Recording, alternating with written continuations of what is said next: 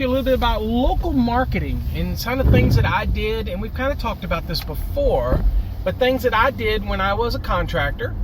And, you know, like everybody else, sometimes you're just strapped in your budget and you've got to figure out ways to grow your local market, especially if you're just starting out or even if you're established. There's things you can do to help grow your market.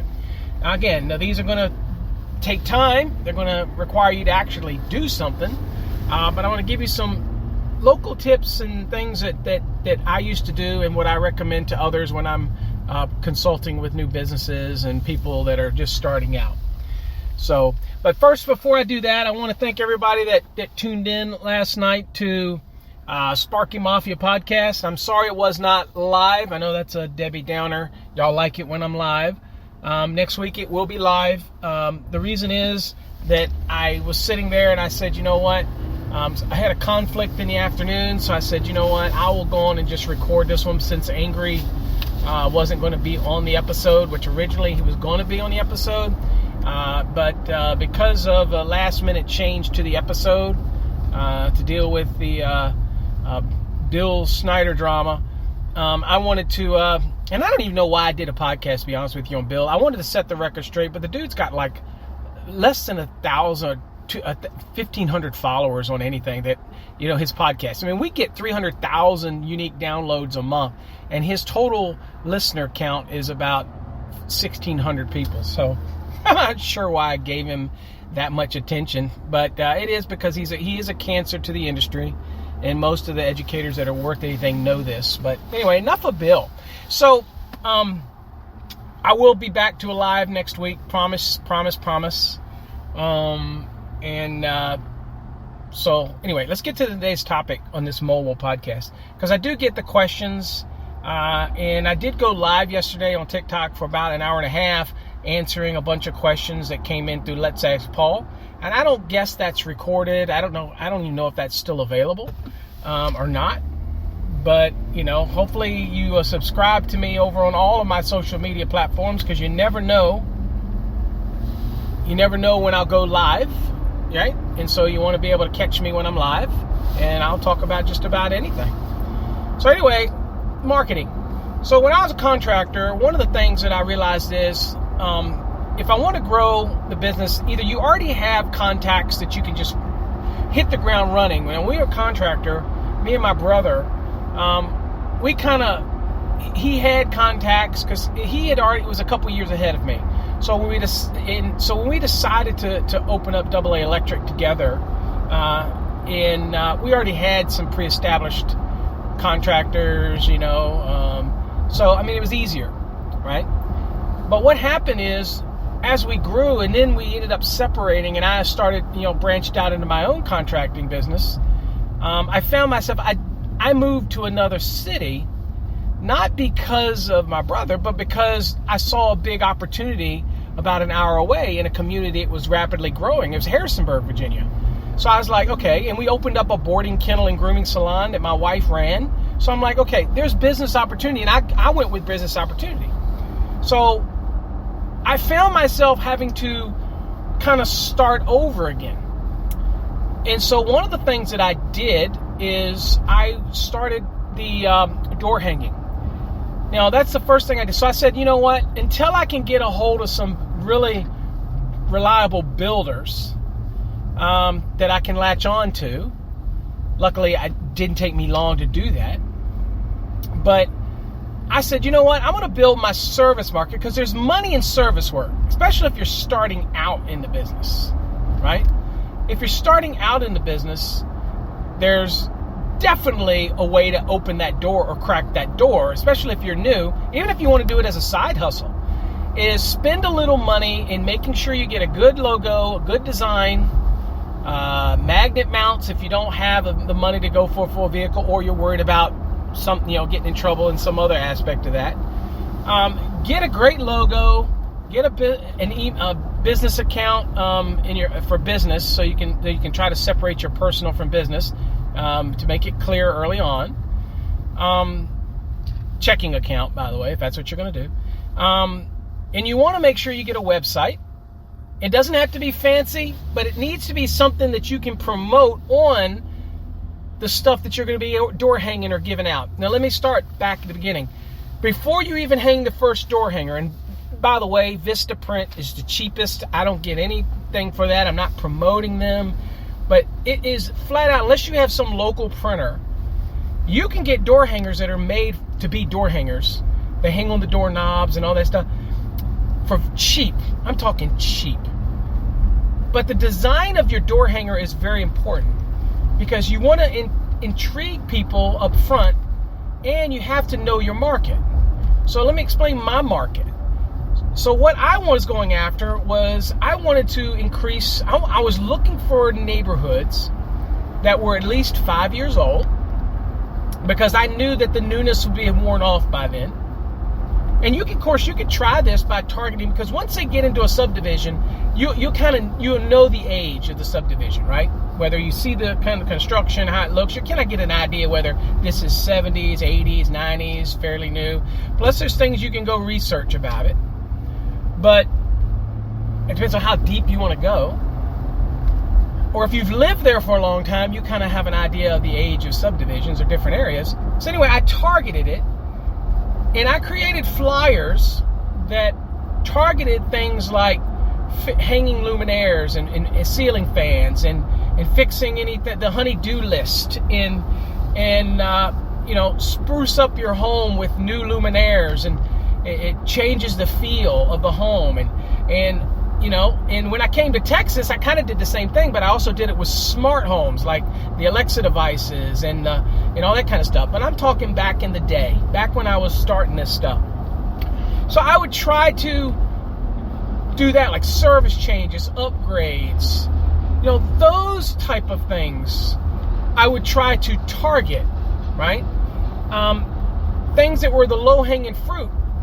And so once I got in the door, then I would offer a free inspection on everything. And I'm not going to call out things that are just frivolous and make you have to do stuff. I just would make recommendations like, you should have GFCIs here, kind of like what a home inspector will do for that part, because there are legitimate safety concerns, but I'm not pushing them down your throat. And then, of course, later on, people did things like surge protection, which are legit, and all this kind of stuff. My point is, target the things that are the no-brainers for a customer to want to have an upgrade to. And you form a relationship there. And they will share it with other people. If you come in, everybody's got a broken receptacle or a broken switch, or they want a luminaire that's changed, or a ceiling fan that changed. And ceiling fans today, it doesn't matter how good of an electrician you are, they're all put together differently. Even the same manufacturer will put together a ceiling fan 10 different ways. So you got to glance at the instructions, right, in order to get it right. It doesn't make you less of a man, by the way, to look at the instructions, just so you know. And so you're targeting those things. So that's one of the first things that I tell contractors to do if they want to increase their businesses. Start a door hang campaign. You can get 5,000 of the well done, and you can design them on their website, Vistaprint, or get somebody that you can go to Fiverr and you can contract somebody that'll create the door hangers for you, things like that, and they'll create it. And the key here is be straightforward with your message about what services you can provide them. And then I always recommend at the bottom, make the bottom a cut-off business card so that they can keep the business card, right? So that's the kind of things that I recommend to get started in your neighborhood, is to do a door hanging campaign, right?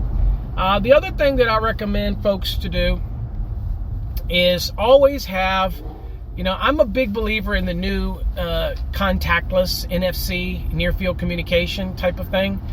So I'm not here selling that to you, because I still believe there is a need for business cards, well done, logoed, and business cards. Because anytime you go somewhere like a grocery store or anywhere, if you're a hustler in a sense that you're constantly working, then you shouldn't have a problem taking a business card, and while you get somewhere, put your business card in that little seal over of the driver's side door above the handle.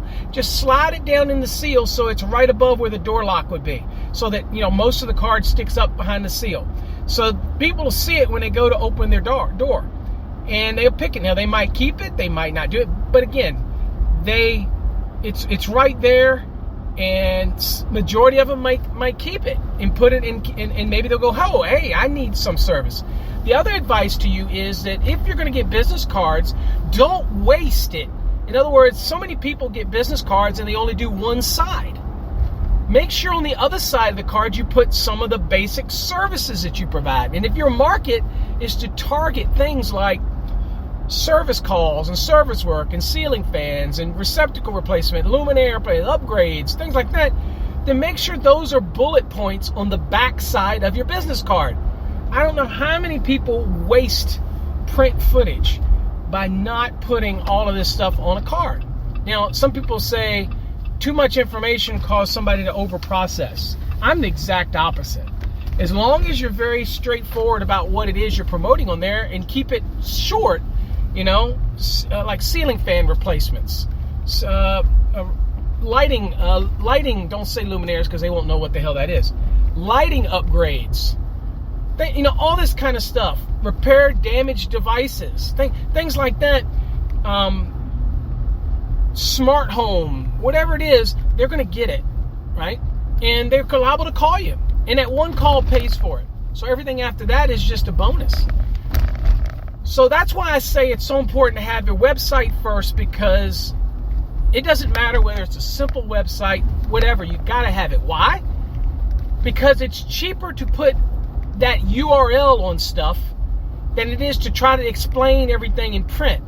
So if you'd go and run an ad somewhere, then you can focus on your topics of your company, but then you can defer them to a website where you can expand on anything. You can explain it in gross detail if you want, and let them dig deeper if that's what they want to do. You see what I'm saying? You've got to have a website first, and then you create your marketing material. That's a step process. So that's the process you want to follow. So again, make sure you create that all up front, right? All up front. Do your due diligence. Get a website. Doesn't matter how extensive or how minimal it is, you most certainly want to establish that first. So there is some homework you have to do. But once you get that in place, then you're ready to promote it. Don't do it in opposite order, because then you lose the chance of somebody throwing you away or not venturing out. Now, if you want to get even high-tech than that, then create your flyer and put an NFC dot on there like what we have at Tradies Apps, and then put a circle around it and say, scan me now. And they can scan it. Or you can put discount available. Scan me now. And what it does is, if you have a mobile app, it'll prompt them to download the mobile app. There's so many things you can do. And I am more than happy to consult with you if you want to talk about the ways to grow your business. I am more than happy to give you more tips on that. If you want more podcasts on that, let me know. I'm more than happy to talk about those type of things, because I've done it all. I've been a contractor in multiple states. I grew my business, sold my business, reopened a new business. I have a lot of that type of things that I have done through the years, and I'm more than happy to help you. I want to see your business grow. I want to see you be successful. And we don't just do electrical code training, but we also give advice in how you can grow your business to be successful. And being a multi-million-dollar business or a couple $100,000 business, it doesn't matter. It's all relevant. It's how successful you want to be. If you're going to be working for yourself, or you're going to feel that independence, then you're successful. Whether you're making $100,000 a year or you're making $50 million a year, you're successful. Okay, it's all relevant. Okay, I feel that I've done well enough that I feel I'm rich. And whether I'm a multi-millionaire or comfortable, it's all relevant. I'm rich. I don't have to worry about tomorrow's bill. And that's the way you want to feel in your business. You don't have to worry about a bill that may show up tomorrow.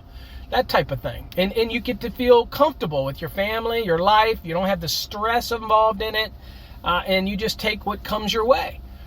So anyway, that's how it started. Now, once you get all that set up and everything, then you can start your marketing, and you can hit the door hangers, and you have all your information on there. And then that's when you can start hitting these subdivisions, and just takes a little of your time. Indeed, it's going to take your time to door hang, But again, it's worth it. If you pull in the big entry of a subdivision, be careful if it says no soliciting, then don't hang one on that door. Move on to the next one. But at the end of the day, give your customer an opportunity, and they might say they're not interested. Then, okay. The next thing that you could do is create your own podcast. Now, you're not going to look for 50 million followers. You're not going to try to get like we do, 300,000. You're going to do it, and you're going to be talking about your business, the stuff that you offer. And it can be very minimal, but you're going to put that on your website so a customer can listen to it.